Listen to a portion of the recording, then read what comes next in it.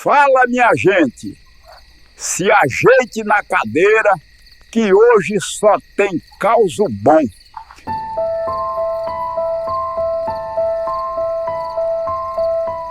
A disputa pela herança da fazenda velha.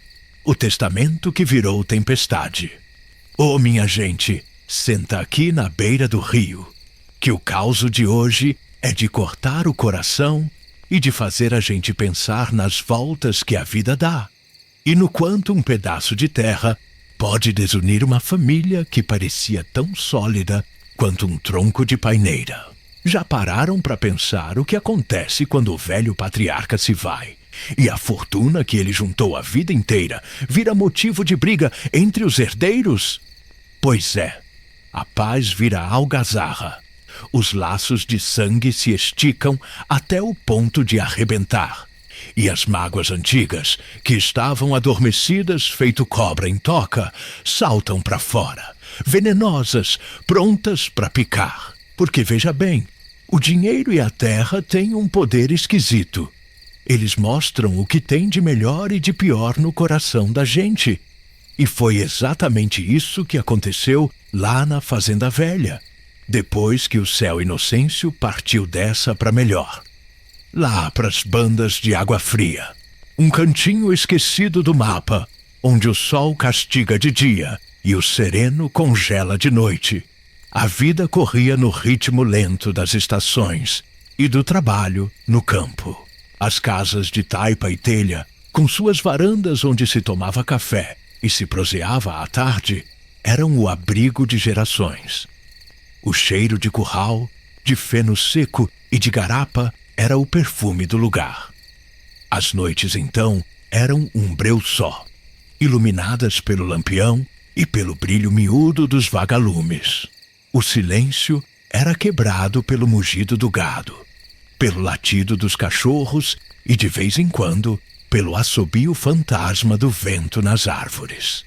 O povo de Água Fria era gente de poucas palavras, mas de muita fibra, com a pele curtida pelo sol e o sorriso contido que só aparecia em raras ocasiões. Viviam do que a terra dava, da criação de gado e da venda de uns queijos frescos na feira da cidade. Não tinham muito estudo, mas tinham uma sabedoria que vinha da vida, da lida diária e da observação do tempo. Eram de respeitar os mais velhos, de ajudar o vizinho em tempo de colheita e de rezar na igrejinha aos domingos. A vida era simples e dura, mas tinha um certo orgulho no olhar daquela gente que se virava com o que tinha. Nesse pedaço de chão ficava a Fazenda Velha, um latifúndio que era o coração de Água Fria.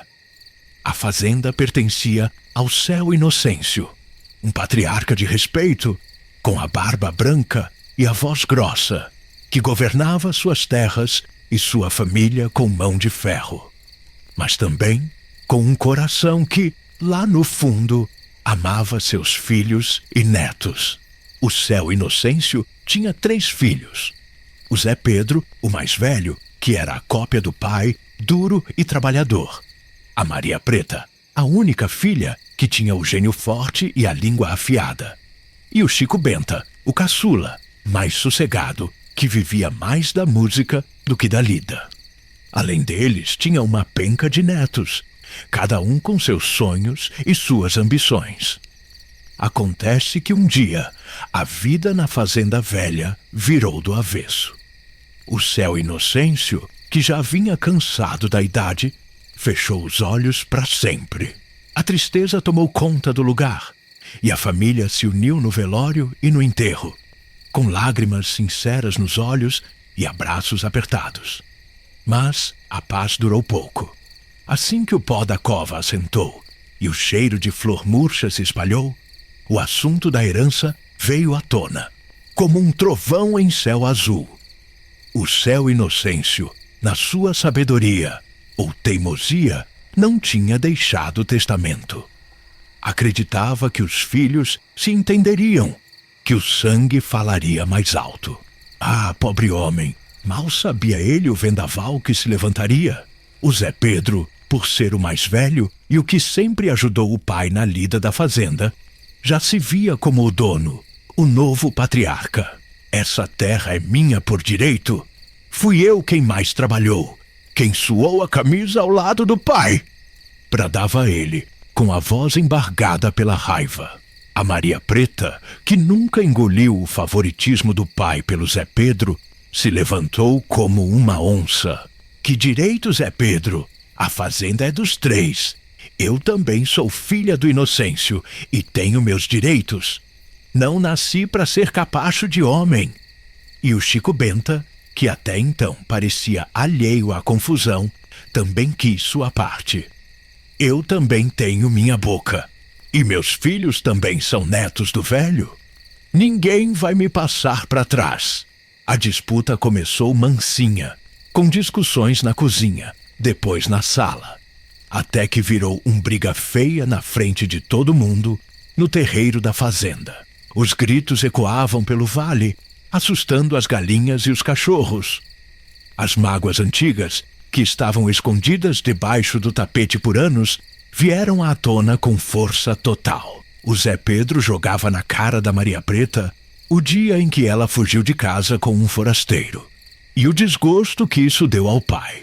A Maria Preta lembrava ao Zé Pedro do tempo em que ele quase perdeu a fazenda para o jogo, e de como o pai teve que se virar para salvar as terras. E o Chico Benta, que sempre foi visto como o preguiçoso da família, se sentia diminuído, sem voz, e isso só aumentava seu rancor. Os netos, que antes brincavam juntos e se consideravam irmãos, começaram a tomar partido. O filho do Zé Pedro não falava mais com a filha da Maria Preta. Os olhares se tornaram frios, os sorrisos sumiram, e a fazenda velha, que antes era um lugar de união, virou um campo de batalha. Advogados da cidade grande começaram a aparecer, cheios de papel e de conversa bonita, prometendo resolver o problema, mas só fazendo a confusão aumentar, com cada um puxando a sardinha para o seu lado. A fazenda, que antes era produtiva, começou a decair. Ninguém se entendia para cuidar do gado, para plantar, para colher. As cercas caíam, os pastos ficavam abandonados, e a prosperidade que o céu Inocêncio construiu a vida inteira estava se esvaindo entre os dedos por causa da ganância e do orgulho. O povo de Água Fria olhava com tristeza para a família do céu Inocêncio, lamentando o que a falta de um testamento e o excesso de ambição estavam fazendo com aqueles que deveriam ser unidos pelo sangue. Um dia, uma das netas, a Mariquinha, filha do Chico Benta, uma moça de coração puro e olhar triste, não aguentou mais. Reuniu a família no velho casarão, com as paredes mofadas e o silêncio pesado. Gente, disse ela com a voz embargada, o vovô não queria isso pra gente. Ele amava essa fazenda, amava a nossa união. A gente tá destruindo o que ele construiu. Essa terra não é só terra, é a nossa história, a nossa raiz. De que adianta ter um pedaço de chão se a gente perde a família? Suas palavras, simples e sinceras, tocaram alguns corações. O Zé Pedro, o mais duro, sentiu um aperto no peito ao ver a tristeza nos olhos da neta. A Maria Preta, com toda a sua bravura, deixou uma lágrima escorrer.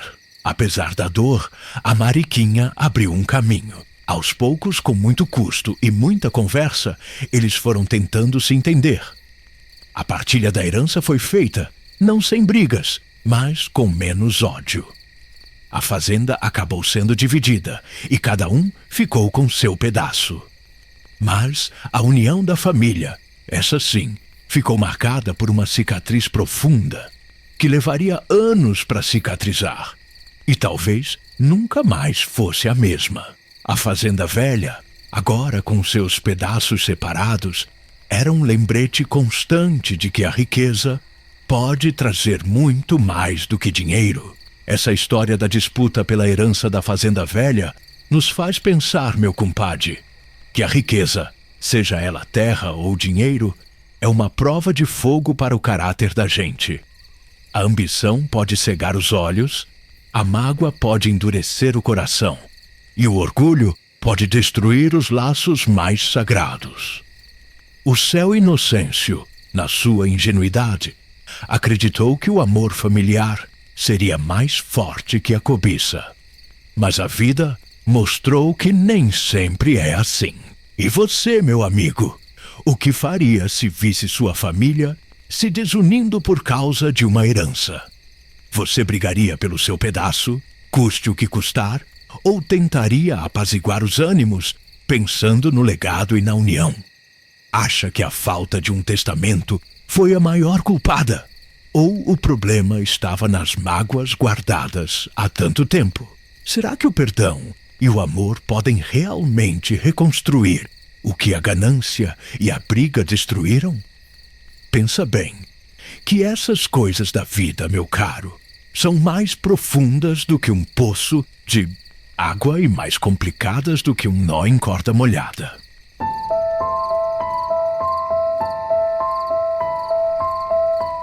A velha sanfona e as serestas do passado. Um acorde de nostalgia. Oh, minha gente, chega mais pra perto. Senta aqui nessa cadeira de balanço, que o causo de hoje é de fazer a gente fechar os olhos e viajar para um tempo que não volta mais, mas que mora guardado no coração da gente. Já pararam para pensar como um objeto simples, esquecido no canto da sala, pode ter o poder de trazer à tona um turbilhão de lembranças, de cheiros, de sons e de risadas de um tempo que parece ter sido outro? Pois é, tem coisa que a gente acha que tá parada, empoeirada, mas que esconde uma vida inteira de histórias, de gente que amou, que cantou e que viveu com a alma.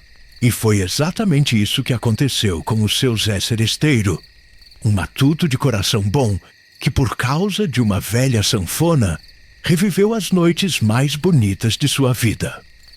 Lá pras bandas de Remanso Feliz, um lugarejo onde o rio corria manso e as aroeiras davam sombra boa pros violeiros, a vida seguia um ritmo diferente do resto do mundo. As casas, com suas paredes caiadas de branco e os batentes pintados de azul, pareciam sorrir para quem passava. O cheiro de bolo de fubá saindo do forno, de flor de jasmim no quintal e de fumaça de lenha era o perfume do lugar. As noites, então, eram um espetáculo à parte. O céu se enchia de estrelas que pareciam lanternas acesas, e a lua, redonda e prateada, jogava seu brilho sobre o terreiro. O silêncio era quebrado pelo coachar dos sapos, pelo chiado dos grilos e, nas noites de festa, pelo som da viola e da sanfona. O povo de Remanso Feliz era gente simples, de mão calejada e coração quente. Gostavam de um bom causo, de um gole de cachaça e de prosear na beira da estrada até o sol se pôr. A fé era forte e o respeito aos mais velhos, lei. Mas o que mais marcava o povo de Remanso Feliz era a paixão pela música, pelas serestas que alegravam as noites e embalavam os corações apaixonados.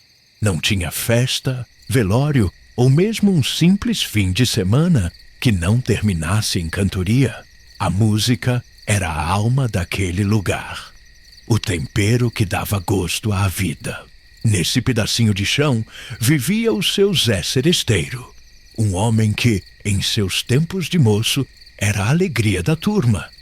Agora, já aposentado, com os cabelos brancos e os passos mais lentos, ele passava os dias na varanda, olhando o movimento da rua e as lembranças que passavam na sua cabeça, feito nuvens no céu. A dona Nenê, sua esposa, companheira de toda a vida, já tinha partido, e o seu Zé sentia a falta dela em cada canto da casa. A solidão, às vezes, apertava o peito como um nó.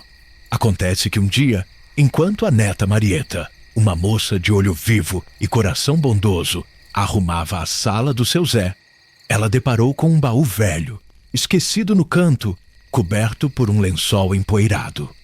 Curiosa, ela puxou o lençol e viu o que estava lá dentro.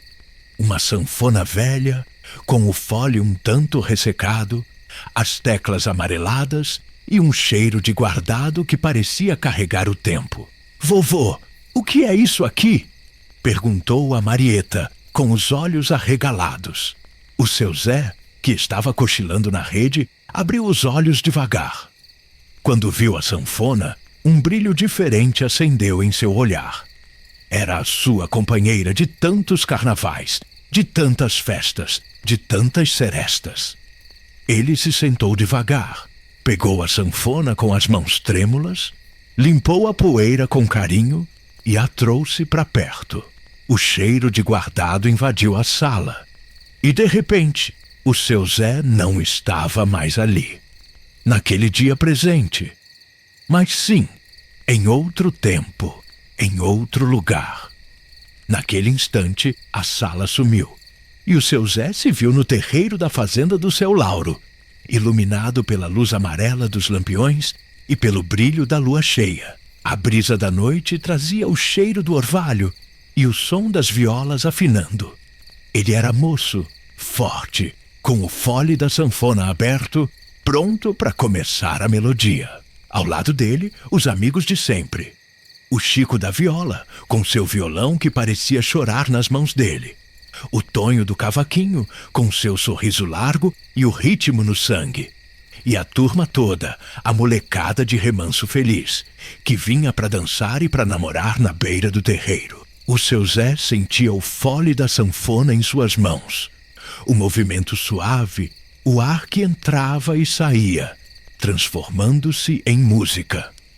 Começava com um forró arrastado, daqueles que faziam a poeira levantar. As moças rodopiavam, os rapazes se arriscavam num passo mais atrevido, e os velhos, sentados nos bancos, balançavam a cabeça no ritmo da canção. Depois vinha a valsa, lenta, romântica, que convidava os casais a se abraçarem e a sonharem. E por fim, as serestas, a parte mais bonita da noite. O seu Zé trocava um olhar com o Chico da viola, e a melodia começava, suave, nostálgica, como um lamento bom. Ele se lembrava das letras de cor, das rimas que falavam de amor perdido, de saudade, de beijos roubados na moita de bananeira. A voz do Chico, rouca e afinada, embalava os corações. As moças suspiravam, os rapazes disfarçavam a emoção, e o seu Zé sentia a alma leve, flutuando na melodia. Ele via a dona Nenê, moça, com os olhos brilhando, sentada num banco, sorrindo para ele.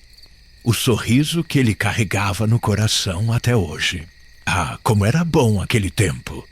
Onde a alegria era simples, a música era feita com a alma, e a companhia dos amigos valia mais que qualquer riqueza. O som da sanfona em suas mãos, agora empoeirada, era um portal para o passado. Ele sentia o calor do corpo da dona Nenê em seus braços, o cheiro dela, o toque suave dos dedos dela nas costas.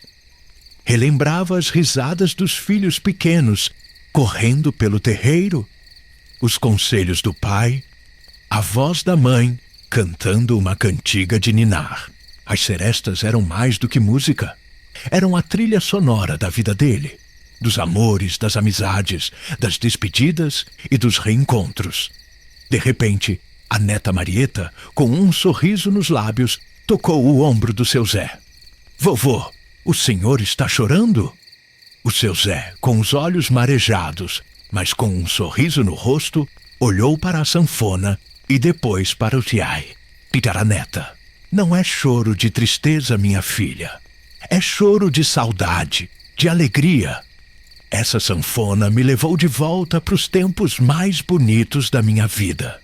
Eu e seus amigos e sua avó, a gente alegrava as noites desse vilarejo. A gente fazia o povo dançar, namorar, sonhar. Era um tempo bom, minha filha, um tempo bom demais." E, com um sopro de ar, ele tentou tirar um som da sanfona. O fole ressecado fez um chiado, mas um som rouco e desafinado saiu. Um som que, para o seu Zé, era a melodia mais linda do mundo.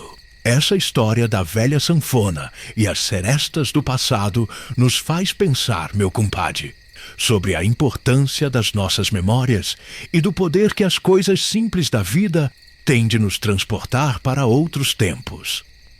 A sanfona do seu Zé não era só um instrumento velho.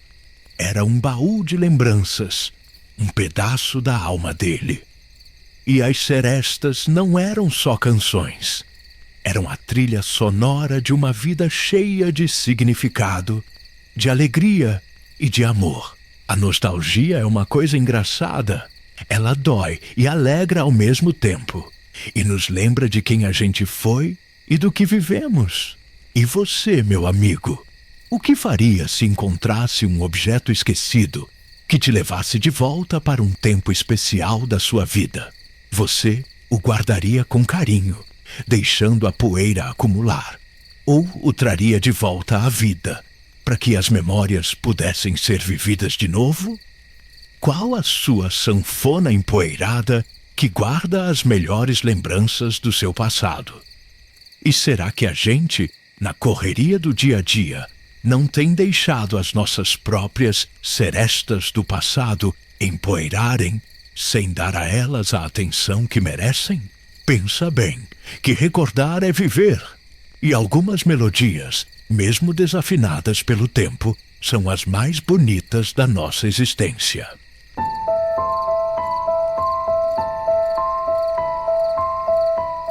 O pedido de casamento na festa junina. Eita mundo velho sem porteira! Tem coisa mais gostosa que o coração da gente batendo apressado por um amor de verdade? Pois é, meus compadre e comadre. Hoje o causo que vou contar é de um tal de Zé Tímido, que de tímido só tinha um nome, mas que na hora de amar virava um leão.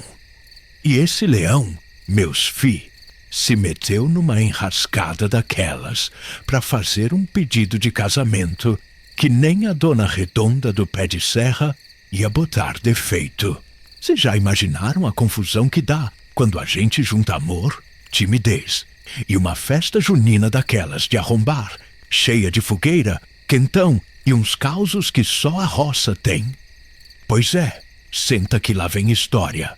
E eu garanto que o coração de vocês vai dar uns pulos, de tanto rir e de tanto se emocionar.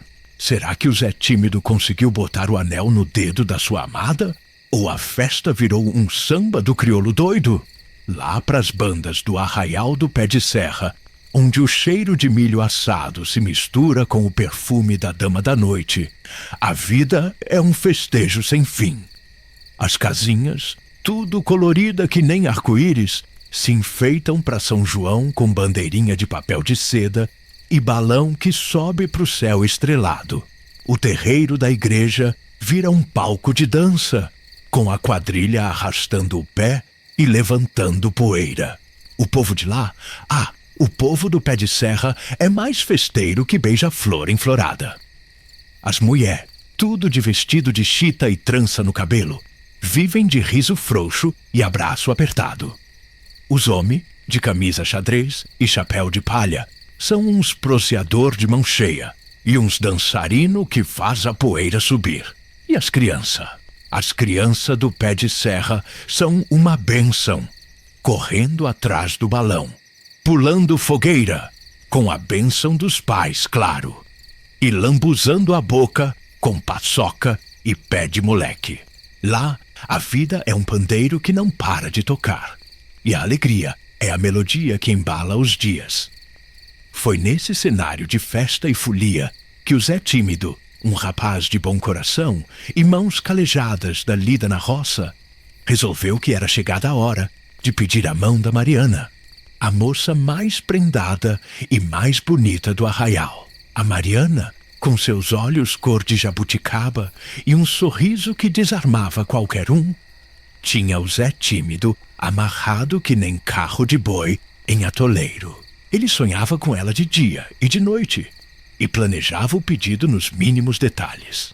A ideia era fazer o pedido no auge da festa junina, durante a quadrilha, bem na hora que o marcador gritasse "É mentira!" e todo mundo se beijasse. Ele ia se ajoelhar, tirar o anel de uma caixinha de veludo que ele guardava feito tesouro e soltar a pergunta para todo mundo ouvir. O Zé Tímido treinou o discurso umas 500 vezes na frente do espelho d'água do riacho, com as palavras engasgando na garganta, mas o coração cheio de coragem. No dia da festa, o Zé Tímido tava que não se aguentava. Vestiu sua melhor camisa xadrez, engraxou a botina e botou o chapéu de palha de lado para dar um charme. O anel estava bem guardado no bolso e o coração batia que nem tambor de macumba. Chegando na festa, o povo já estava animado. A fogueira crepitava e o cheiro de canjica invadia o ar. O Zé Tímido procurou a Mariana no meio da multidão e a encontrou dançando animada na roda de forró. A beleza dela fez ele engolir em seco. Ele se aproximou, mas a perna tremia que nem vara verde. A quadrilha começou e o Zé Tímido se posicionou perto da Mariana, seguindo os passos desengonçados, mas com a mente focada no grande momento.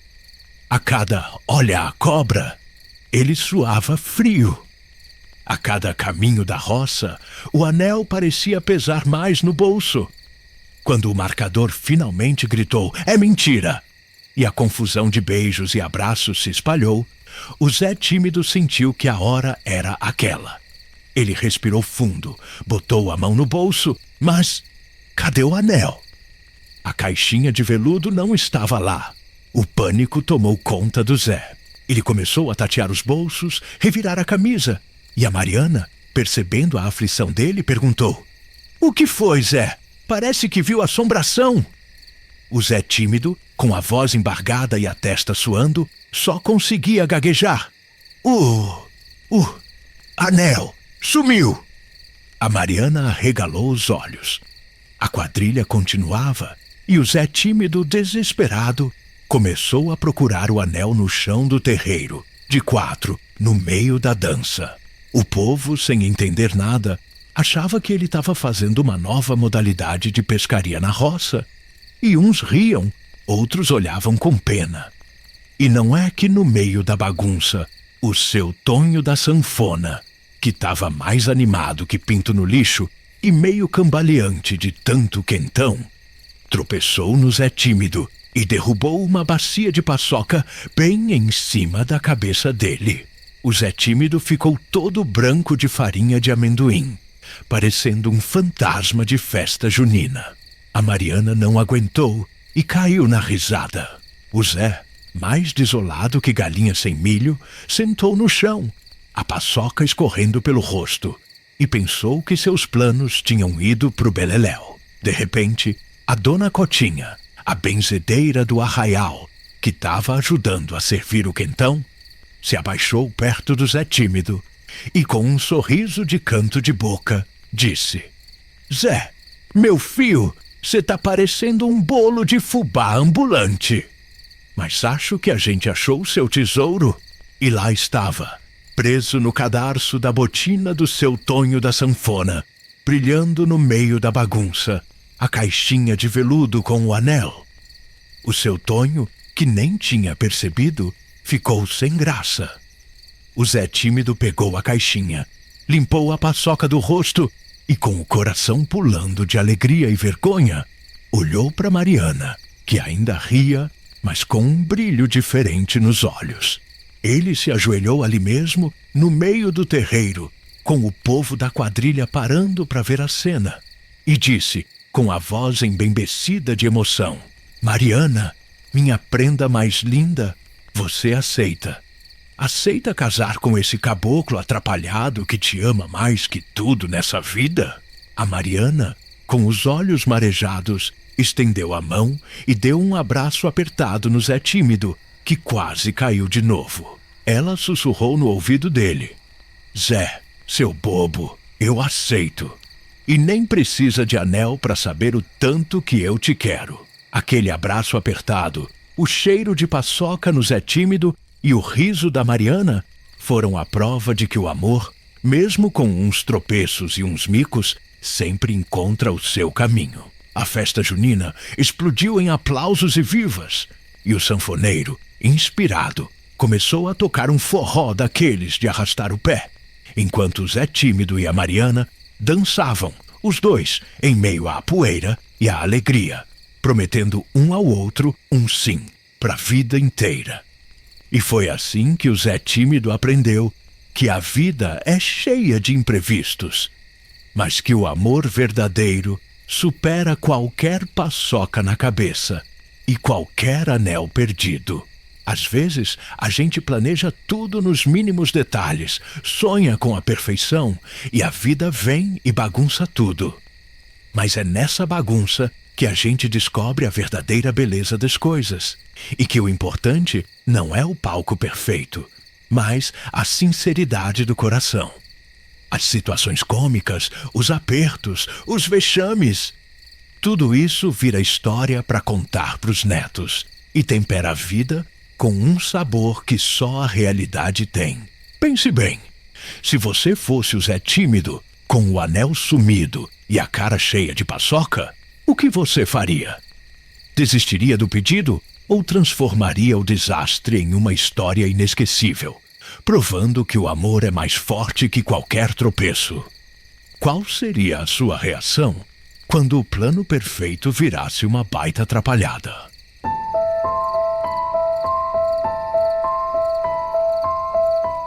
O seminarista do chapéu rasgado. Pois bem, meu compadre, essa história do seminarista do chapéu rasgado é daquelas de arrepiar os cabelos da nuca e de fazer a gente pensar nos mistérios de Deus e nos caminhos que a fé pode tomar. É um causo que se espalhou por aí, de boca em boca, ganhando um bocado de tempero e de medo a cada vez que era contado. Porque veja bem, o desconhecido sempre assusta, e quando a gente mistura com fé e com solidão, vira um nó na cabeça que nem o padre mais experiente consegue desatar. Aqui pras bandas de Taboca do Norte, um lugarzinho onde o tempo parece ter parado, a vida seguia seu rumo tranquilo, embalada pelo canto dos pássaros e o balanço das redes nas varandas. As casas, feitas de barro e madeira, se espalhavam pelo vale, com a fumaça das cozinhas subindo preguiçosa no ar. O chão de terra batida guardava as marcas dos cascos dos cavalos e dos pés descalços da meninada. O cheiro era de mato úmido, de café fresco e de pão de queijo assando no forno a lenha. A noite, então, era um espetáculo à parte. O céu se enchia de estrelas que pareciam piscar mais forte ali. Longe das luzes da cidade grande, o silêncio era tão profundo que dava para ouvir o coração da gente batendo. O povo de Taboca do Norte era gente de poucas posses, mas de muita fé. Eram devotos, rezavam o terço todo dia, frequentavam a igrejinha de São Benedito aos domingos e tinham um respeito danado pelas coisas do divino. A vida era na roça, de sol a sol, plantando e colhendo, criando gado e galinha. Gostavam de uma boa prosa, de um copo de pinga na venda e de conversar sobre a vida dos outros, sem maldade, só por curiosidade mesmo. A solidariedade era uma lei e ninguém deixava o vizinho na mão. Mas, como em todo lugar, também existiam os causos misteriosos, aqueles que ninguém sabia explicar, mas que faziam a gente apertar o terço na mão e olhar por cima do ombro. E o tal do seminarista do chapéu rasgado era um desses causos. Começou num fim de tarde, quando o sol já se punha e as sombras começavam a dançar na estrada de terra que ligava a Taboca do Norte à cidade. O Tonho da Venda, que voltava de burro depois de levar umas encomendas, avistou uma figura estranha na beira do caminho. Era um homem de costas, ajoelhado no chão, parecendo rezar. O que chamou a atenção do Tonho foi o chapéu do homem. velho, surrado, com a aba toda rasgada, quase caindo aos pedaços. Credo, que figura esquisita, pensou o Tonho. Ele tentou chegar perto para ver se o homem precisava de ajuda, mas, por mais que o burro andasse, parecia que a distância nunca diminuía. O homem, de repente, se levantou, sem olhar para trás, e continuou sua reza, com a voz que parecia um sussurro levado pelo vento. O Tonho sentiu um arrepio na espinha e tocou o burro mais depressa, chegando na venda com os olhos arregalados. Gente, vocês não vão acreditar no que eu vi, contou o Tonho, ofegante. Um homem, com um chapéu todo rasgado, rezando na beira da estrada. E não dava para chegar perto, parecia que ele sumia no ar. A notícia se espalhou como fumaça de incêndio em capim seco. No dia seguinte, mais gente viu. A dona Cotinha, que ia buscar água no córrego, jurou que viu o homem, de longe, com o chapéu rasgado, fazendo o sinal da cruz e murmurando palavras que não dava para entender. Ela tentou chegar perto, mas sentiu um frio na barriga. Uma coisa esquisita que a fez voltar correndo. O mistério só aumentava. Uns diziam que era um andarilho, outros que era um ermitão. Mas o que mais se falava é que era um seminarista, um padre em formação que por algum motivo tinha abandonado o seminário e vivia ali, na solidão da estrada, pagando alguma promessa ou penitência. O que era estranho é que ninguém, por mais que tentasse, conseguia se aproximar do tal seminarista. O Seu Pedro, que era o mais corajoso de Taboca do Norte, resolveu ir lá um dia de cavalo, com um garrafão de água e uns pães. Vou ver o que esse homem precisa. Ninguém pode ficar com sede e fome na beira do caminho, disse ele, cheio de boa vontade.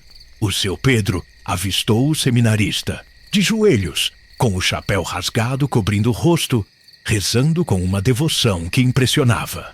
Ele tentou guiar o cavalo na direção do homem, mas o bicho empacou. Relinchou, sapateou, não queria ir nem a pau. Seu Pedro desceu do cavalo e tentou ir a pé, com a garrafa e os pães na mão. A cada passo que dava, sentia uma força invisível empurrando ele para trás. O ar ficava pesado. Um silêncio assustador tomava conta do lugar, e o seminarista parecia flutuar um pouco mais distante. Por fim, o Seu Pedro sentiu um medo que nunca tinha sentido na vida. O corpo dele tremia. O coração batia forte. Ele largou a água e os pães no chão e voltou correndo, assustado, sem entender o que tinha acontecido. Não dá, gente! Parece que tem uma barreira invisível. Ele não quer ninguém perto, contou ele com a voz embargada. A partir daquele dia, o povo de Taboca do Norte passou a ver o seminarista do chapéu rasgado de longe, com respeito e um pouco de temor. Ninguém mais tentava se aproximar. As crianças eram avisadas para não ir na beira da estrada. Mas todos os dias, em horários diferentes, ele estava lá, rezando, murmurando, com seu chapéu rasgado, como se estivesse cumprindo uma missão que só ele conhecia. Uns deixavam oferendas na beira da estrada. Um prato de comida, uma vela, um terço. No dia seguinte, tudo sumia e o seminarista continuava lá. Um mistério vivo na vida daquela gente simples. Com o tempo, o seminarista do chapéu rasgado virou uma lenda, um protetor da estrada, um sinal de que Deus estava por perto, mesmo nos lugares mais solitários. As pessoas de Taboca do Norte começaram a fazer suas orações para ele, a pedir graças e a agradecer pelas bênçãos. Dizem que, se a gente passasse por lá e o visse, era um bom sinal. Um aviso de que os caminhos estavam abertos. O seminarista nunca falou com ninguém, nunca pediu nada, mas sua presença, misteriosa e constante, virou um símbolo de fé e de esperança para o povo daquele lugar. Essa história do seminarista do chapéu rasgado nos faz pensar, meu compadre, sobre as diferentes formas que a fé e a solidão podem se manifestar na vida da gente. Aquele homem que ninguém podia tocar, que não falava com ninguém, se tornou um pilar de fé para uma comunidade inteira. Ele era a prova de que a devoção verdadeira não precisa de templos grandiosos, de luxo ou de muita gente ao redor. Às vezes, a fé mais profunda nasce na solidão, na beira do caminho, com um chapéu rasgado e o coração aberto para o divino. E você, meu amigo, o que faria se encontrasse uma figura como o seminarista do chapéu rasgado na sua vida? Você tentaria se aproximar por curiosidade ou por caridade, mesmo sentindo um arrepio na espinha? Ou respeitaria a distância, entendendo que alguns mistérios não foram feitos para serem desvendados, mas para serem contemplados? A fé de um homem solitário pode realmente tocar a vida de tantas pessoas, mesmo sem uma palavra, sem um gesto aparente. O que você acha que ele estava rezando ali, dia após dia, com tanta devoção? Pensa bem, que tem coisas nessa vida que a gente só entende com o coração, e não com a razão.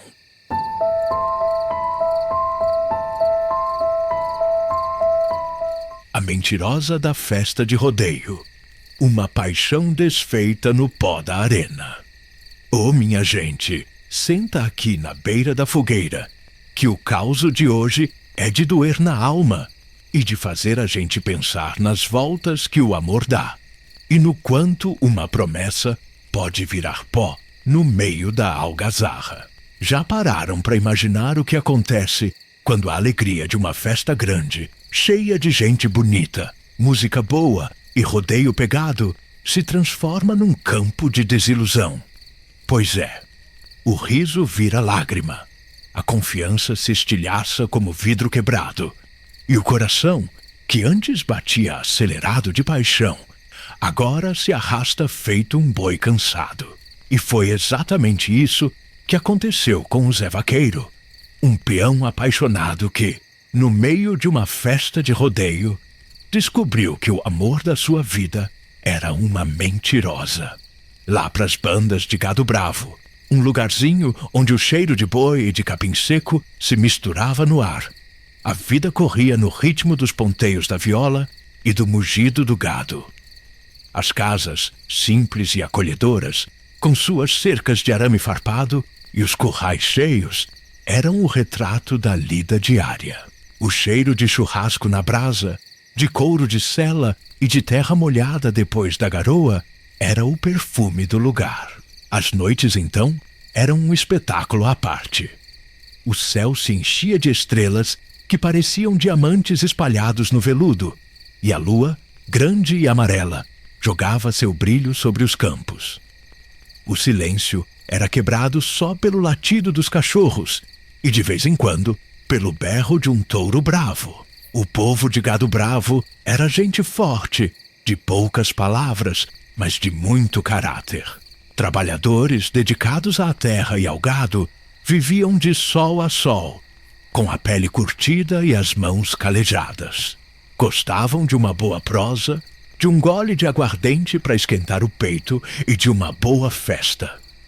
E a maior festa do ano em Gado Bravo era a festa de rodeio, que juntava gente de todo canto, peões valentes, moças bonitas, música boa e a adrenalina das montarias.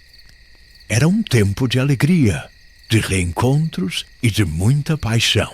Nesse pedaço de chão vivia o Zé Vaqueiro, um peão de responsa, com o corpo forte, o chapéu bem posto e um olhar que transmitia a sinceridade de quem vive da terra. O Zé era apaixonado pela Rosinha, a moça mais bonita de Gado Bravo, com os cabelos cor de noite e um sorriso que desarmava qualquer um. Eles eram noivos, com casamento marcado para depois da festa de rodeio. E todo mundo em Gado Bravo já falava na união dos dois, que parecia amor de novela. O Zé trabalhava dobrado, juntando cada moeda para comprar a casinha, para dar uma vida boa para Rosinha. Ele confiava nela como confiava no seu cavalo, de olhos fechados. Acontece que na festa de rodeio daquele ano, a alegria do Zé Vaqueiro começou a se misturar com uma ponta de agonia. A Rosinha, que sempre foi mais recatada, estava diferente. Andava com um brilho esquisito nos olhos, uma risada mais solta, e parecia não parar um minuto no mesmo lugar. O Zé, que passava os dias se preparando para a montaria no touro mais bravo da festa, o Assombração, mal conseguia encontrar a noiva. Ela estava sempre com um grupo de amigas, ou sumia por entre a multidão. Numa noite, depois de uma montaria que quase custou um braço ao Zé, ele procurou a Rosinha para um abraço, para um carinho, para sentir o calor dela e esquecer a dor do corpo. Ele a avistou perto da cerca da arena, sob a luz dos refletores, com a risada solta e os olhos brilhando. Mas não estava sozinha. Ao lado dela, com um chapéu diferente, que não era de peão da região, estava um competidor forasteiro, um tal de João do Mato, famoso por ser um conquistador de mulheres e por sua audácia nas arenas. O Zé Vaqueiro sentiu um frio na espinha. Não era ciumeira boba, era um pressentimento, um aperto no peito que anunciava coisa ruim. Ele se aproximou devagar, tentando não ser notado. E o que viu, meu compadre, foi de cortar o coração. A Rosinha, sua noiva, estava flertando abertamente com o tal João do Mato. Os dois riam, os ombros se tocavam, e os olhos da Rosinha, que eram só do Zé, agora brilhavam para aquele forasteiro. O João do Mato, com sua conversa mansa e seu jeito atrevido, segurava a mão dela, e a Rosinha não tirava a mão. O riso dela, que antes era uma melodia para o Zé, agora soava como uma faca afiada, rasgando o silêncio da noite. O sangue do Zé ferveu. A dor no corpo da montaria sumiu, substituída por uma dor muito maior, que vinha de dentro da alma. Ele queria ir lá, queria gritar, queria puxar a Rosinha pelo braço e perguntar que palhaçada era aquela. Mas uma força, um nó na garganta, o impediu. Ele ficou ali, parado, observando a cena, vendo o amor da sua vida se desmanchando na sua frente. No meio daquela festa que deveria ser de alegria, ele via a mentira nos olhos da Rosinha, na forma como ela se entregava à conversa do forasteiro, esquecida do noivo, das promessas, de tudo o que eles tinham construído. A festa, antes cheia de luzes e sons alegres, se transformou em um cenário de desilusão para o Zé. A música parecia um lamento. O cheiro de pipoca e churrasco virou um fedor, e o barulho da multidão era um zumbido insuportável. Ele se sentiu o homem mais sozinho do mundo, mesmo no meio de tanta gente. A imagem da Rosinha flertando com o João do Mato se gravou na sua mente como um ferro em brasa. No dia seguinte, o Zé Vaqueiro, com o coração em pedaços, procurou a Rosinha. Ele não gritou, não xingou, apenas olhou nos olhos dela, com a tristeza estampada no rosto, e perguntou: Rosinha, por que você fez isso? Por que essa mentira, essa vergonha? A Rosinha, no começo, tentou disfarçar, inventou desculpas, disse que era coisa da cabeça dele. Mas o Zé, com a voz embargada, contou o que viu. E ela, por fim, com a cabeça baixa e o rosto vermelho, confessou o flerte, mas tentou minimizar. Disse que não significava nada. Mas para o Zé, significava tudo. A confiança estava quebrada, o amor manchado. O casamento, é claro, foi desmarcado. O Zé Vaqueiro, com o coração partido, demorou muito tempo para se recuperar daquela desilusão. A festa de rodeio, que antes era o auge do seu ano, virou um lembrete doloroso de uma paixão desfeita no pó da arena, de uma promessa quebrada e de uma mentira que custou caro demais. Ele continuou peão, continuou na lida, mas o brilho nos olhos demorou a voltar, e a confiança nas pessoas ficou abalada. E a Rosinha? Ela continuou em Gado Bravo, mas a fama de mentirosa a acompanhou por muito tempo, e o sorriso dela, que antes desarmava, agora carregava o peso da sua própria escolha. Essa história da mentirosa da festa de rodeio nos faz pensar, meu compadre, sobre a fragilidade da confiança e o preço da mentira, especialmente em um relacionamento de amor. A festa, que deveria ser um palco de celebração para o Zé Vaqueiro, se tornou o cenário da sua maior desilusão. A paixão pode ser cega, mas a verdade, cedo ou tarde, sempre vem à tona. E as consequências podem ser devastadoras. O ciúme é um sentimento ruim, mas a deslealdade é pior e quebra o que tem de mais sagrado entre duas pessoas. E você, meu amigo, o que faria se estivesse no lugar do Zé Vaqueiro? Você perdoaria uma traição como essa, por mais que doesse? Ou a confiança quebrada seria o fim de tudo? Acha que a Rosinha agiu por imaturidade, por falta de caráter? Ou a tentação do forasteiro foi mais forte que o amor dela? Será que uma mentira pequena pode destruir uma promessa grande? Pensa bem, que essas coisas do coração, meu caro, são mais complexas que a domada de um touro bravo e mais perigosas que um laço mal amarrado.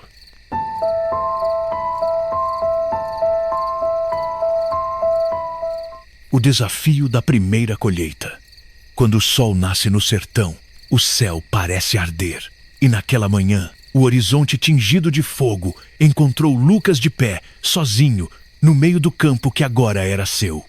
O vento soprava quente, levantando a poeira fina que grudava no rosto, e os pés dele afundavam na terra seca, dura como promessa antiga. A fazenda do seu Ernesto, o pai, era conhecida na região como Fazenda Boa Esperança. Nome bonito, mas pesado de responsabilidade.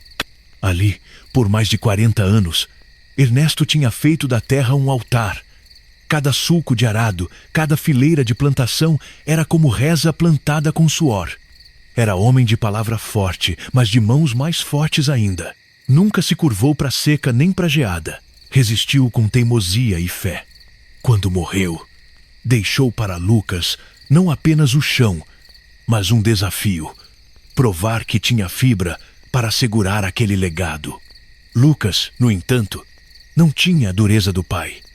Criado entre livros, com sonhos de cidade, voltou para casa mais por obrigação do que por gosto. Mas ao pisar naquela terra vermelha, sentiu a força do sangue chamando.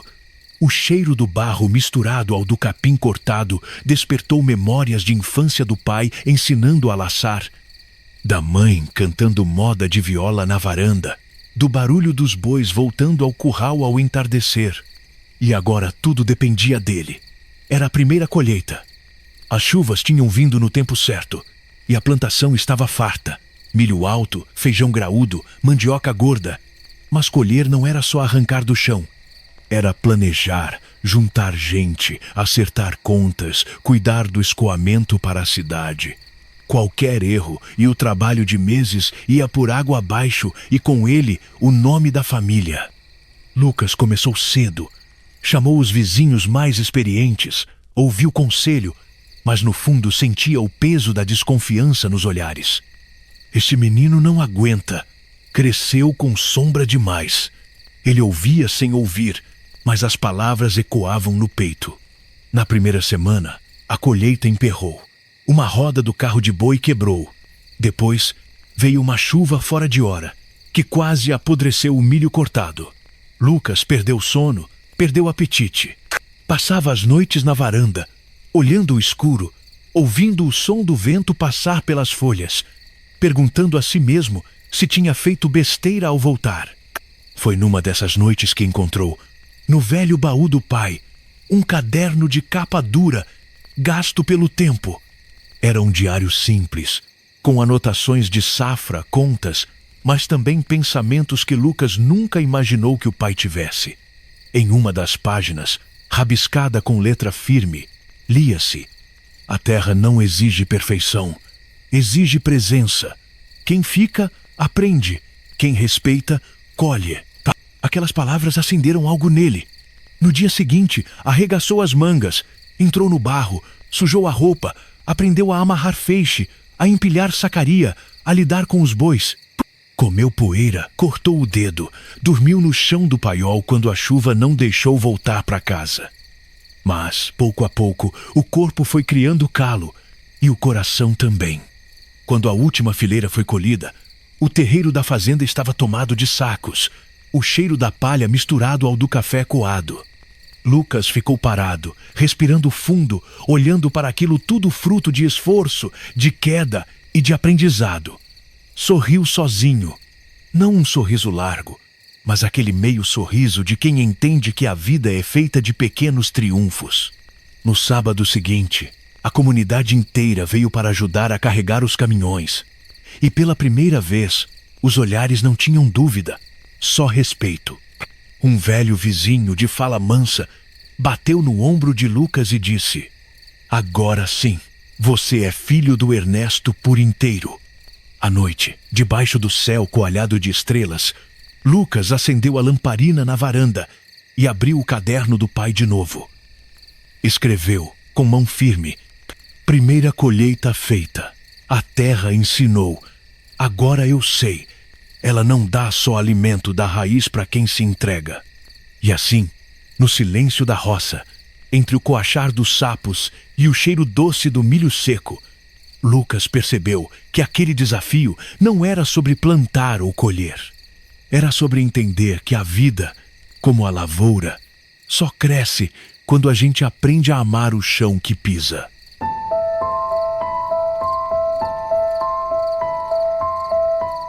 O sussurro da mata e o segredo do curupira. Eta, moçada, se preparem que o dedo de prosa aqui vai começar a coçar. A vida da gente é um causo danado de bom, cheia de encruzilhada, alegria e uns apertos que só Deus sabe. E é por isso que hoje a gente vai botar o pé na roça da sabedoria para ver se a gente desvenda uns mistérios bons da vida humana. Já pensaram nas teias que a gente arma e desarma todo dia? Nas escolhas que a gente faz e nas que a gente deixa pra lá? Pois é, meus fi. Segura a ponta do pano que o caos vai começar a se desenrolar. E pode crer que ele vai cutucar umas ideias na sua cachola que você nem sabia que estava lá. E se eu te contar que às vezes o que a gente não vê é justamente o que mais nos guia? Ou nos engana, que os caminhos da vida são cheios de atalhos invisíveis e vozes que só o vento sussurra. Lá pras bandas do arraial do pé de serra, onde o tempo parece que anda de carroça velha, a vida tem um gosto de garapa e um cheiro de terra molhada. As casinhas são de pau a pique, com telhado de sapê, e umas varandinhas que convidam para um dedinho de prosa no fim da tarde. O sol se esparrama preguiçoso pelas serras, pintando o céu de laranja e roxo. E o canto dos grilos faz a serenata para os passarinhos que se aninham nas árvores. O povo de lá, o povo do pé de serra é uma figuraça. São tudo de carne e osso, mas com um coração maior que o mundo, acostumados com a lida pesada e a fé que move montanha. As mulher, tudo de vestido florido e cabelo preso em trança, vivem fazendo quitute cheiroso no forno a lenha e bordando o pano de prato com ponto de cruz. Os homens, tudo de chapéu de palha e botina suja de barro, sabem o nome de cada árvore, o tempo de cada plantação e as artimanhas do rio para pescar um pacu gordinho. E as crianças? As crianças do pé de serra são umas alegria, correndo descalça pelos caminhos de terra, com o joelho ralado e o sorriso banguelo. Lá, a vida é um rio que corre manso, mas que de vez em quando encontra umas pedras no meio do caminho e às vezes umas sombras que dançam no limite da vista, principalmente quando a noite cai e a mata sussurra segredos antigos. E foi numa dessas voltas que a vida deu, que o seu Zé das Couves, um homenzarrão forte que nem um touro, mas com a alma sensível que nem flor de jasmim, se viu num nó que parecia não ter desate.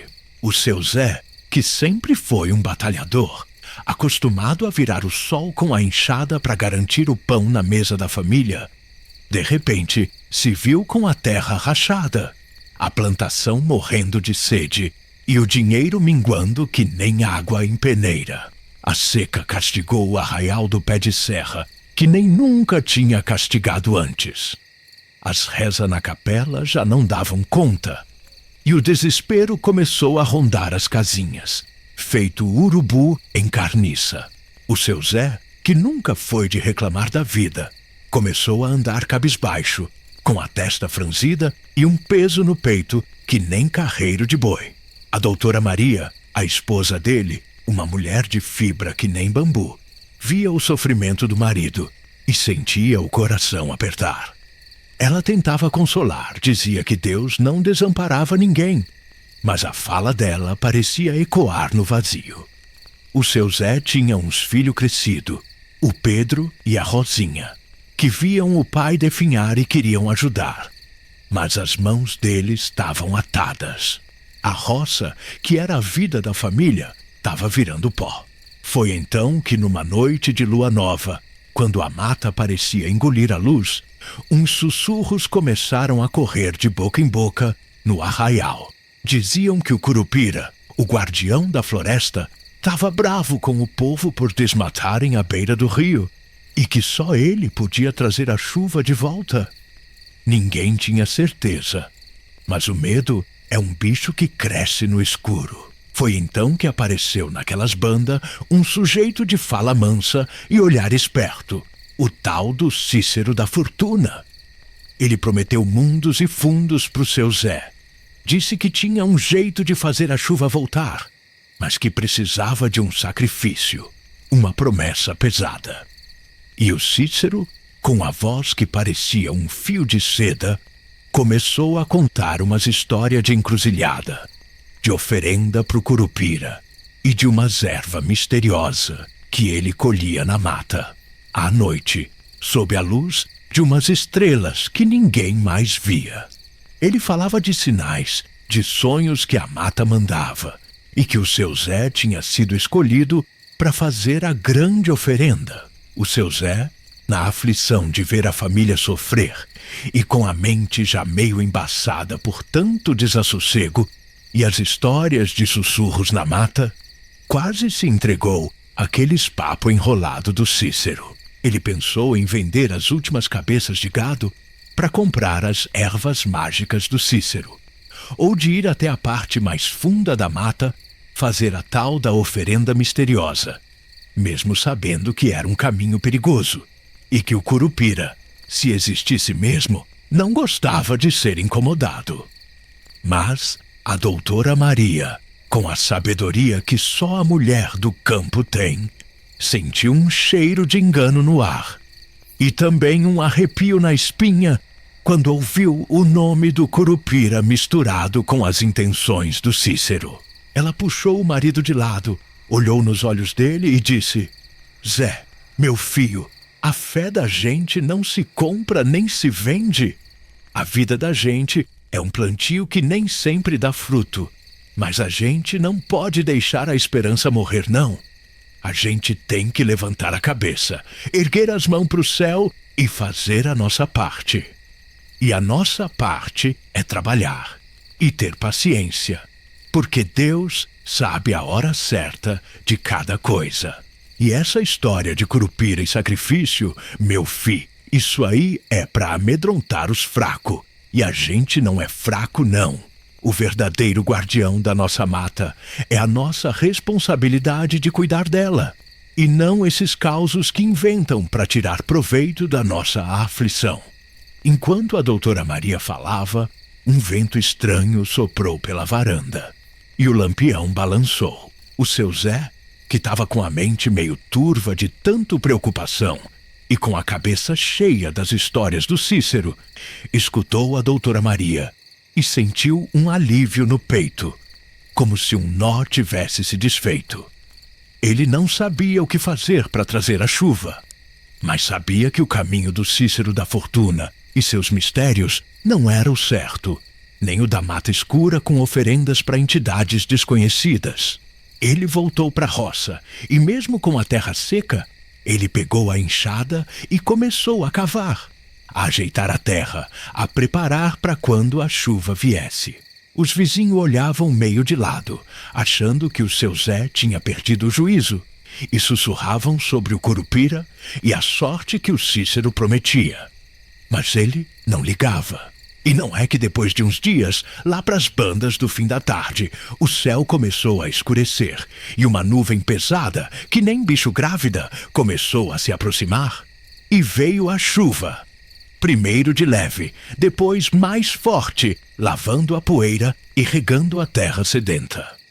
O seu Zé e a família, molhados da cabeça aos pés, estavam lá no meio da roça, com os braços abertos, sentindo as gotas abençoadas caindo sobre eles. Era um choro de alívio e gratidão que se misturava com a água da chuva.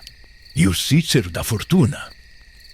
Esse sumiu no mundo, que nem fumaça de cachimbo, assim que a chuva começou a cair. Nunca mais se ouviu falar dele no pé de serra. E foi assim que o seu Zé das Couves aprendeu que nem toda promessa reluzente é ouro, e que os mistérios da vida, por mais que tentem nos amedrontar, muitas vezes escondem a ganância dos que querem tirar vantagem da nossa aflição. A verdadeira fortuna mora na fé, no trabalho e na força da união, e na sabedoria de discernir a voz da verdade do sussurro enganador. A vida, meus amigos, é que nem roça. Tem tempo de seca, tem tempo de chuva, e tem tempo que a gente tem que levantar a cabeça e confiar que o sol vai voltar a brilhar, sem precisar de pactos misteriosos ou de atalhos duvidosos.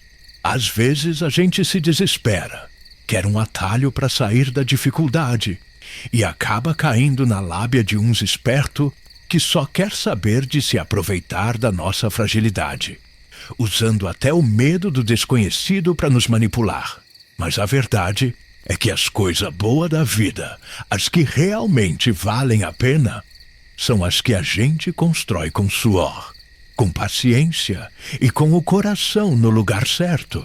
Pense bem, se você tivesse no lugar do seu Zé, com a roça secando e o desespero batendo na porta, e um sujeito misterioso te oferecendo soluções baseadas em lendas e sacrifícios, você teria se entregado à promessa fácil e assustadora do Cícero da Fortuna? Ou teria escutado a voz da sabedoria e da fé, que te diz para não desistir e continuar plantando, mesmo em terra seca? Qual caminho você escolheria para regar a sua esperança quando os mistérios da vida te chamassem para um atalho perigoso?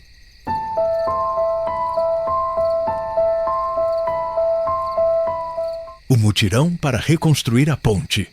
E aí, minha gente, já repararam como a vida da gente é feita de pontes? Umas de pedra e cal, outras invisíveis, feitas de laço, de amizade, de ajuda mútua. E quando uma dessas pontes cai, seja ela de concreto ou de sentimento, a gente vê a força que tem a união, a solidariedade que mora no peito do povo. Porque em tempo de aperto, meu caro, não tem reza mais forte do que a mão estendida de um vizinho. Pois foi bem isso que aconteceu lá no vilarejo do Rio Manso, depois de uma chuva daquelas de virar o mundo. Um causo que mostra que, por mais que a natureza castigue, a vontade de um povo unido é mais forte que qualquer correnteza. Lá pras bandas do interior de São Paulo, onde o verde das matas se encontra com o azul do céu e o barulho do rio é a trilha sonora do dia a dia, o vilarejo do Rio Manso parecia um pedaço do paraíso. As casas, simples e coloridas, se aconchegavam nas margens do rio, e as crianças brincavam de pique na rua de terra batida. O cheiro de bolo de fubá, assando e de café recém-passado se misturava com o perfume das flores do campo. O povo dali era uma grande família. Conheciam-se desde meninos, compartilhavam as alegrias e as tristezas, as colheitas fartas e os tempos de vacas magras. As portas das casas ficavam abertas, e a ajuda ao próximo era mais que um costume, era uma lei.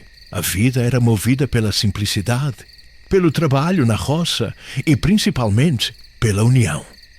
A ponte, feita de madeira e tábuas velhas, era o cordão umbilical que ligava o Rio Manso à cidade, onde a gente vendia o que produzia, comprava o que precisava e sonhava com um futuro melhor para os filhos. Era mais que uma ponte, era a esperança de um povo, mas o tempo, que às vezes é bonachão, de outras vira bicho. Naquela semana, o céu virou de cabeça para baixo. Choveu que Deus duvidou. Uma água torrencial que não dava trégua. O rio, antes manso, virou uma fera, com suas águas marrons engolindo tudo pela frente. As pessoas do vilarejo, acostumadas com as enchentes de verão, se recolheram em suas casas, rezando para que o pior não acontecesse. Mas aconteceu. Na madrugada de sábado, com o barulho assustador da água levando tudo, um estrondo ecoou pelo vale. A ponte, a velha ponte de madeira, que por anos aguentou o tranco, não resistiu à fúria da correnteza e foi levada, pedaço por pedaço. Ao amanhecer, a visão era desoladora. O rio corria livre e forte, sem a ponte para contê-lo. O vilarejo do Rio Manso estava isolado. A notícia se espalhou como pólvora. A desolação tomou conta dos corações. Como iam levar o leite para vender na cidade? Como iam buscar os remédios, a farinha, o sal? A ponte não era só um caminho, era a vida. O seu Mané, o mais velho do vilarejo, homem de poucas palavras, mas de uma sabedoria que vinha da terra, foi o primeiro a se pronunciar. Não adianta chorar o leite derramado, moçada. A ponte se foi, mas a força da gente não. Vamos ter que botar a mão na massa e levantar outra. Suas palavras, simples e firmes, ecoaram nos corações desanimados. E assim, no dia seguinte, sem esperar por ajuda de fora, o povo do Rio Manso se juntou em um grande mutirão. Homens, mulheres, moços e até as crianças, cada um com o que podia. Os mais fortes, com machados e serras, foram para a mata buscar as árvores mais resistentes. As mulheres preparavam a comida, o café, o bolo, para dar sustento aos que trabalhavam duro. As crianças, com a energia que só a infância tem, ajudavam a carregar as pedras menores e a recolher os galhos. O trabalho era pesado, de rachar as costas e doer a alma. O sol castigava e o cansaço batia forte. Mas ninguém reclamava. A cada tora de madeira arrastada, a cada prego martelado, a cada pedra encaixada, a esperança renascia. O seu Zeca, o carpinteiro da vila, com suas mãos habilidosas, era o mestre de obras. O João do armazém, que tinha um jipe velho, ajudava a transportar o que era preciso. A dona Marieta, que tinha a voz mais bonita do vilarejo, cantava modas antigas para animar o trabalho. As vizinhas, que antes só conversavam sobre a vida alheia, agora trabalhavam ombro a ombro, trocando sorrisos e palavras de incentivo.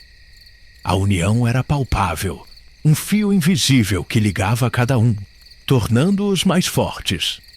A dificuldade que antes parecia um monstro, virou um elo, um motivo para se juntarem e mostrarem a que vieram. A cada dia, a ponte ganhava forma, erguendo-se sobre as águas que antes a haviam derrubado. As mãos calejadas, os rostos suados e os risos cansados eram a prova de que a cooperação era a ferramenta mais poderosa que eles tinham. E assim, depois de dias de trabalho árduo, de sol a sol, a nova ponte estava de pé. Mais forte, mais bonita, feita não só de madeira e prego, mas de esforço conjunto, de solidariedade e de um espírito comunitário que a fúria da natureza não conseguiu abalar. No dia da inauguração, o vilarejo inteiro se reuniu. As crianças corriam sobre a nova ponte. Os adultos se abraçavam. E os olhos do seu Mané, que assistia a tudo do alto da margem, brilhavam de orgulho. A ponte, que antes era só um pedaço de madeira, agora era um símbolo da resistência daquele povo, da capacidade de se reerguer, de construir um futuro, um tijolo de cada vez, um sorriso em cada rosto. E aí, minha gente, essa história do mutirão no Rio Manso não é um exemplo vivo do que a gente pode fazer quando se une. Ela nos mostra que por mais que a tempestade seja forte e a ponte se desfaça, a força da comunidade é capaz de levantar qualquer obstáculo. A gente vive num tempo em que cada um puxa para o seu lado, não é? Onde a individualidade parece ser mais importante que o bem coletivo. Mas será que é assim mesmo que a gente constrói um futuro melhor? Se a ponte que te liga ao que é importante na sua vida desabasse, você teria a coragem de pedir ajuda e a humildade de aceitar a mão estendida do vizinho. E mais, você teria a disposição de estender sua própria mão para ajudar alguém, mesmo que não seja um parente de sangue. Pense bem que a vida da gente é feita de pontes. E o mais importante não é o material de que elas são feitas, mas a união que as constrói.